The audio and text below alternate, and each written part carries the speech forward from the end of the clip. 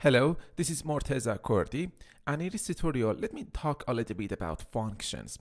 So as you can see here, for example, we have this function fun, button one is clicked, and we have some parameters. So in this case, we have only one parameter for this function, and we have the body of this function, the opening curly brace, followed by a closing curly brace. So what is actually a function? A function is a modular unit of work. And it is reusable. What does this mean that it is reusable? This means that we can call this function button one is clicked from everywhere. So for example, let's go inside this onCreate method, and here we can say button one is clicked. As you can see, I am calling this button one is clicked function from this onCreate method. So let me delete this function here. Now, we can also say that functions can accept inputs. So this function button one is clicked accepts an input of type view, and the name is button view.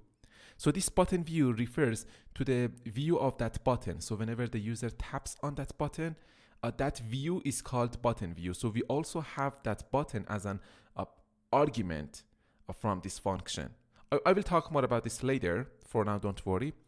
And functions can also return values or return outputs. So this function doesn't return output, but we can specify the output type here by just putting a colon, and then we can specify, for example, string. We can say that this function accepts an argument of type view and returns a value of type string. And if we specify the data type of the returned value, we must return a value of that return type from this function. As you can see, the ending curly brace here is showing us an error, and it says a return expression required in a function with a block body. So let me delete this return type here.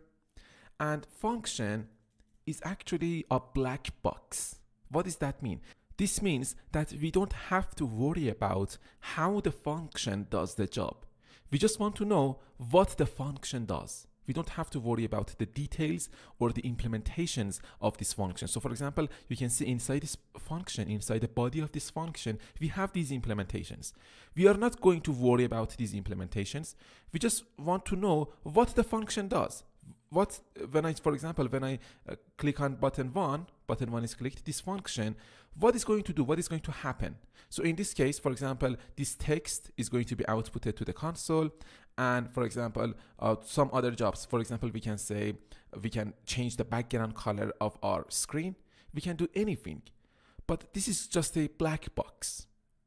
And finally, functions make our code base just smaller, right? So we have just this function, we have some implementations here, and we can call this function from everywhere inside of our code, and we don't have to, for example, put these implementations from other space inside our code, so that our code base is not going to be large.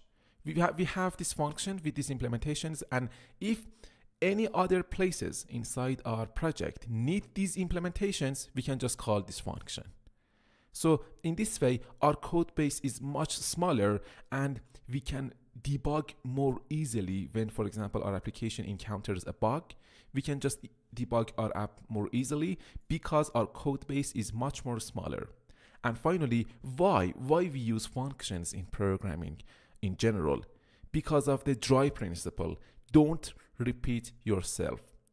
So for example, we have these implementations inside this function, and other function or other place inside our project need these implementations. We are not going to copy and paste these implementations inside another, for example, place inside another space of our project. We are going to just call this function, and in this way, we are not repeating ourselves. The dry principle is very important. So that's it. So for now, let me just delete this breakpoint that we created in the previous tutorial.